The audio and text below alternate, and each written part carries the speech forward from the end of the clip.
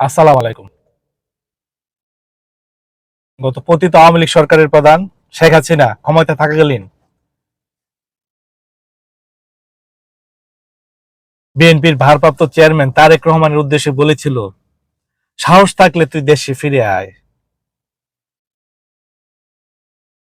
আজকে আমরা দেশের জনগণ, আপামর জনগণ, আমরাও বলতে পারি, হ্যাঁ শেখ হাসিনা, তুমি তোমার ছেলে, তোমার দুষ্কৃতিকারী মন্ত্রীদেরকে নিয়ে সাহস থাকলে দেশে ফিরে আয়। দেখি তোমার সাহস কত, তোমার ছেলের সাহস কত।